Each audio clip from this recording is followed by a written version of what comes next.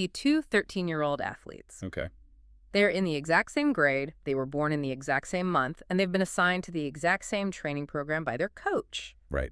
Pretty standard stuff. But biologically, one of them is effectively 11, and the other is walking around in a 16-year-old's body. Yeah, and that's the wild part. Today, we are exploring why ignoring this biological reality is the single fastest way to break a young athlete. It really is. Whether you are coaching a youth team, raising a child athlete yourself, or you're just endlessly curious about human performance, this deep dive is going to completely reframe how you look at sports. It forces a total paradigm shift, honestly. Because, the traditional models that youth leagues have relied on for decades. Putting kids in neat little boxes based on their birth year? Exactly. Yep. It just doesn't map onto the messy, unpredictable reality of human biology.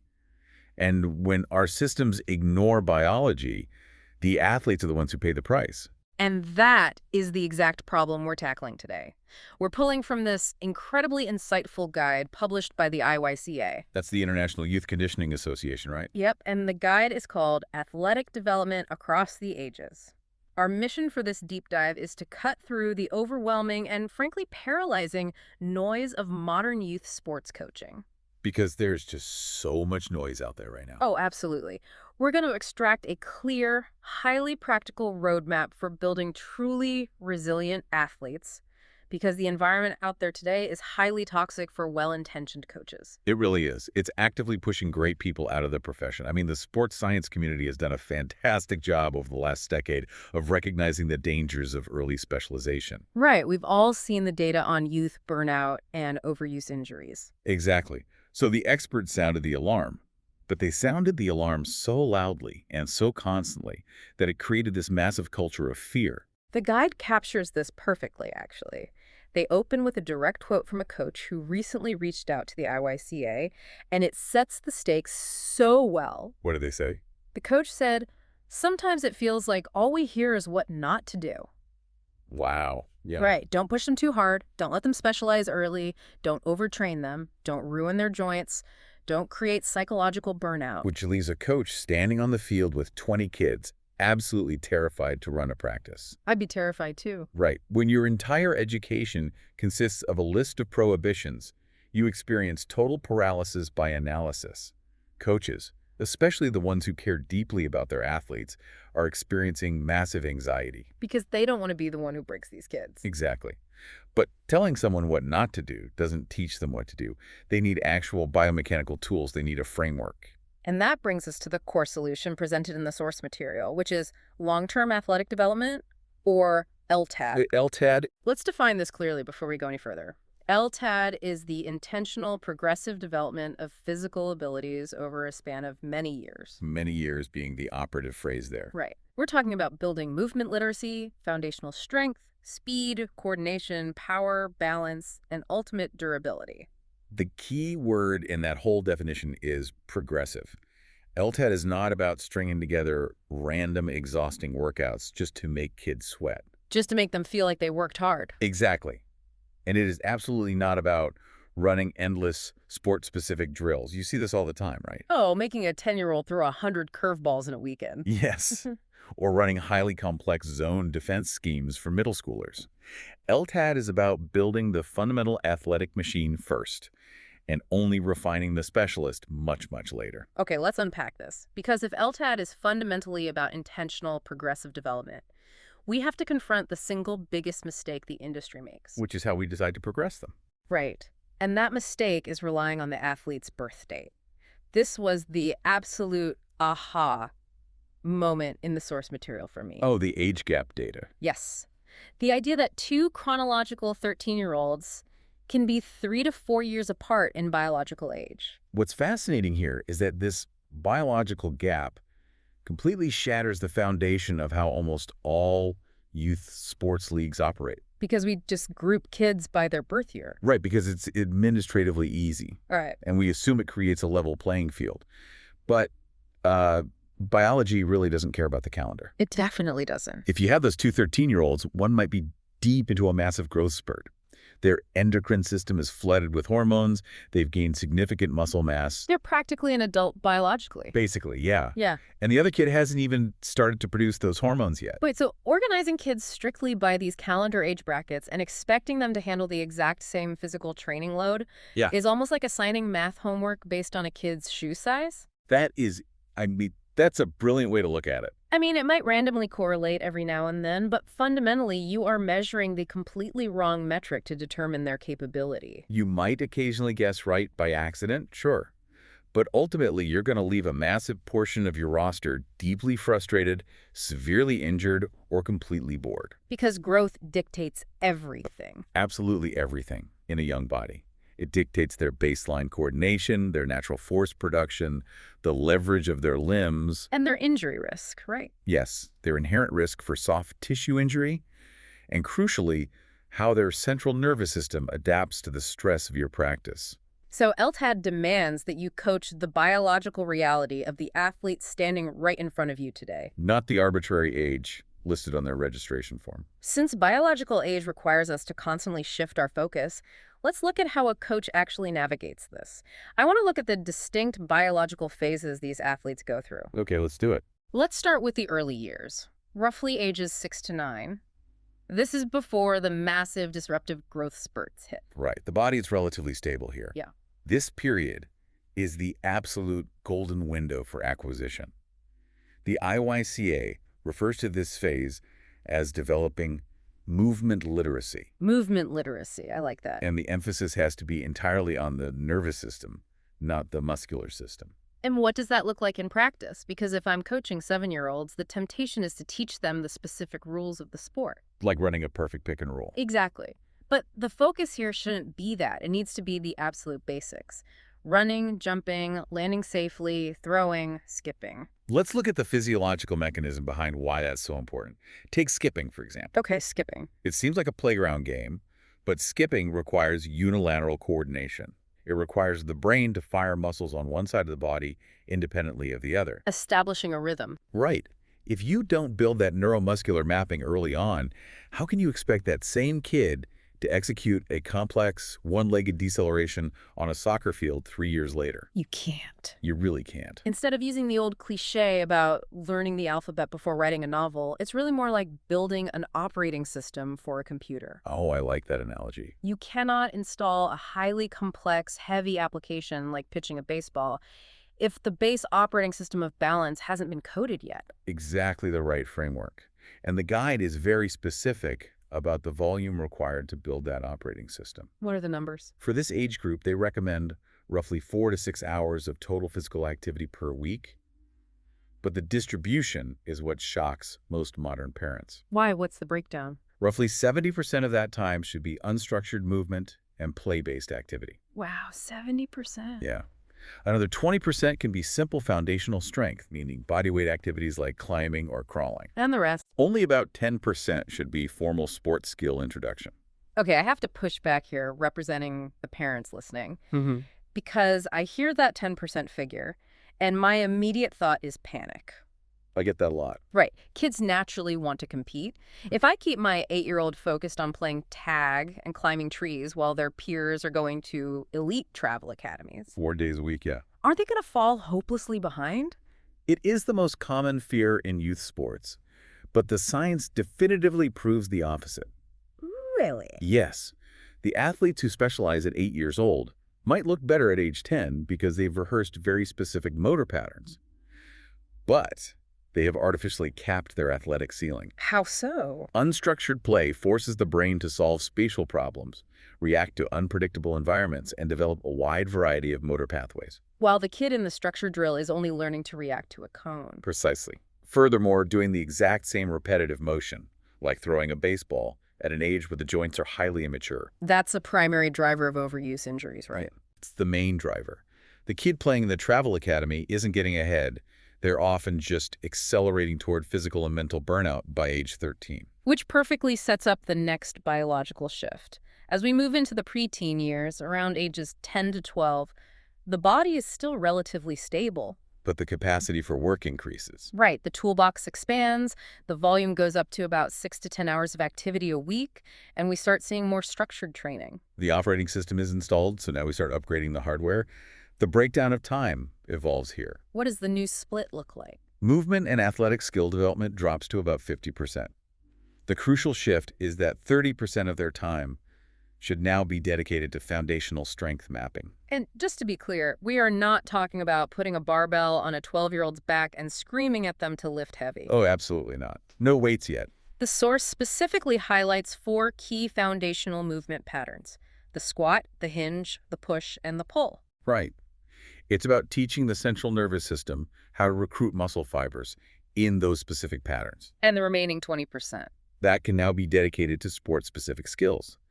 But even with that slight increase in sport focus, the IYCA consensus is very clear. They need to be playing multiple sports. They have to experience diverse movement environments, yes. Because if a 12-year-old only ever plays hockey year-round, their body becomes incredibly adapted to moving on ice in a very specific, hunched posture. Precisely.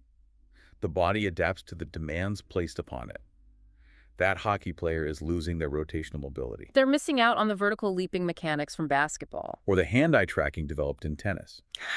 Multidirectionality is the ultimate injury prevention tool. Because it prevents hyperspecific postural adaptations from locking a young athlete into a dysfunctional movement pattern. Exactly. So you spend 6 years building this perfect, balanced, multidirectional foundation. The athlete is fluid, strong, and confident. And then, practically overnight, their biology throws a massive curveball and blows it all up. Puberty hits. Oh yeah, everything changes. Here's where it gets really interesting. We enter the ages of roughly 13 to 15, and the source notes this is the single most misunderstood stage in all of athletic development. Without a doubt. Because what coaches and parents witness is a kid who is beautifully coordinated at 12. Suddenly looking clumsy and totally uncoordinated at 14. Right. And unfortunately, the adult response is usually panic. They think the kid is losing their touch, getting lazy, or regressing. The coach's instinct is to push them harder, run more drills, and force them to snap out of it. But the guide is explicit. This is not a regression of skill. It is a biological crisis. We really have to look at the mechanics of what's actually happening during this phase, which sports scientists call peak height velocity, or PHV. Peak height velocity. Yeah. During a rapid growth spurt, the bones grow first, and they grow incredibly fast. The muscles, tendons, and ligaments do not grow at the same rate. Oh, I see. They literally have to stretch tightly over these rapidly lengthening bones just to catch up. Which explains things like Osgood-Schlatter disease, right? Where the tendon is pulling so hard on the rapidly growing shin bone that it causes severe knee pain. Exactly. The hardware is under immense mechanical tension. But the bigger issue is neurological. Neurological. Yeah. The central nervous system has spent a decade building a highly precise neuromuscular map of the body. Suddenly, it has to operate a physical frame with completely different dimensions. Because the distance between the hip joint and the knee joint has literally changed in a matter of months. Of course, they're going to lose their coordination. It's like trying to drive a car while the chassis is actively stretching out from under you. That's exactly it. You turn the steering wheel the exact way you always have, but the car responds completely differently because the wheelbase is suddenly 6 inches longer. You aren't a worse driver. You're just operating an unfamiliar vehicle. That is the perfect biomechanical analogy. The brain is sending the old signals to the new, longer limbs, and the timing is completely off. Which is why the training at the stage, which usually hovers around 8 to 12 hours a week, must completely pivot. If a coach simply piles on heavier weights or highly complex sport drills when the athlete doesn't even have a solid connection to their own limbs. Injury is almost guaranteed. Basically, yeah. So the focus has to shift away from performance and toward reteaching. You're essentially recalibrating the operating system. The guide suggests about 40% of the focus should be on strength development. Just to help those lagging muscles support the new bone length. Right. Then 30% on speed and movement quality and 30% on sport skill. But the overarching theme of this entire phase is workload management. Because the body is highly fragile while it's growing this fast. Pushing through the pain during peak height velocity is how you cause permanent structural damage. Which brings us to the light at the end of the awkward tunnel. The expression of power. usually around age 16 and up. This is where the patience of the LTAD model finally pays off. The rapid skeletal growth And stabilizes. the muscles catch up. The neuromuscular map is fully updated. The athlete finally has the biological base to safely express their maximum physical potential. And the training volume can now safely increase to 10 to 15 hours a week. Yes, and the breakdown shifts heavily toward performance. Yeah. 40% strength and power, 30% speed and athleticism. and 30% sport-specific refinement and intense competition. Because they've spent a decade building movement literacy, expanding their athletic toolbox without specializing too early. And navigating the fragility of their growth spurts safely. Now they can handle the heavy loads. They can handle advanced energy system development and intense speed work without their joints breaking down. You've built an athlete designed to last. Exactly. So what does this all mean? We've laid out this massive biological roadmap. It's a lot of information. It is. And if I'm a coach driving to practice right now or a parent listening to this on the way to a tournament, I might be feeling a sudden wave of panic. Thinking you need to completely scrap your entire program and start from scratch tomorrow. Exactly. But the source specifically addresses this reality. You do not have to do a complete overnight overhaul. No, not at all. They outline 3 immediate, highly actionable steps you can integrate into almost any existing practice structure this week. And these are small interventions that yield disproportionately massive results. Step 1, start practice with movement. We are not talking about hiring a specialist for a 40-minute agility clinic. No, the guide says to spend just 8 to 10 minutes at the beginning of practice on movement-based warm-ups. Skipping, hopping, backward running, balance drills. Right, multi-directional movements. These tiny investments build that missing coordination incredibly quickly. The source even specifically points coaches toward video resources from Jim Kielbaso, the CEO of the IYCA, to help design these exact warm-up flows. It's really about priming the central nervous system. You're waking up the communication lines between the brain and the muscles before you ask the body to perform under the stress of competition. Step 2. Teach just one strength pattern. Pick one fundamental movement this week to introduce to your team. A bodyweight squat, a push-up, a hip hinge, or a simple pulling movement. And the absolute non-negotiable rule here is to focus entirely on control and technique. Zero focus on load, no weights. Let's look at why load is so dangerous here. If a kid's knees cave inward during a bodyweight squat, their neuromuscular map is flawed. Makes sense? If you add a barbell to that flawed pattern, you're just cementing the dysfunction. You're training the body to absorb force directly into the knee joint rather than the glutes. So once the movement is neurologically ingrained and perfect, then you can add weight safely later. Exactly. Which perfectly leads to step 3, and this may be the most important one of all.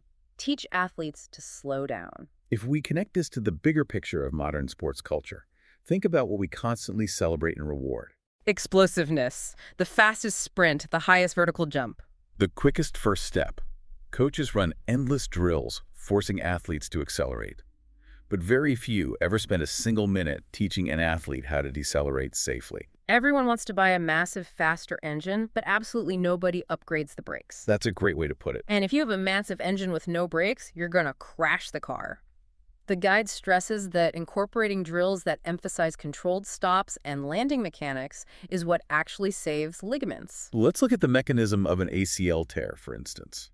They rarely happen when a player is running in a straight line. Right. They happen when a player sprinting needs to stop rapidly and doesn't know how to drop their hips and absorb that massive kinetic force through their musculature. So the force bypasses the muscles and goes straight into the fragile ligament. Snap. Snap. Durability fundamentally comes from the ability to absorb force, not just produce it. Teaching a kid how to land softly from a jump is the ultimate injury prevention tool. And that is really the ultimate takeaway of the entire long-term athletic development model. It gives coaches a biological roadmap so they don't have to freeze in fear. Exactly. When you focus on building movement literacy early, and you respect the fragile biology of growth spurts, the downstream effects are profound. Injuries naturally decrease. The athlete's psychological confidence skyrockets because they actually understand how to control their bodies in space. And their advanced sports skills improve much faster later on because they finally have a stable, powerful foundation to build upon. It completely replaces that crippling anxiety of what not to do with a very clear, adaptable, biomechanical framework of how to build. And the vital concept is adaptability. You stop coaching the roster and you start constantly asking, what does the biological reality of this specific athlete require right now? That's the core of it all. I want to thank you for joining us on this deep dive. It is so empowering to move away from fear-based coaching and toward a model that actually respects the intricate biology of the athletes we're trying to help. It was a great discussion. But before we wrap up, I want to leave you with a final thought to mull over on your own. Based on everything we've just uncovered about the massive, undeniable gap between chronological age and biological That's a reality. huge gap. Right. If chronological age is largely a complete administrative illusion, and biological age is what actually dictates an athlete's safety, coordination, and performance. How many incredible generational late bloomer athletes have we permanently lost simply because our youth sports leagues rigidly organize, evaluate, and cut kids based on the arbitrary month they were born?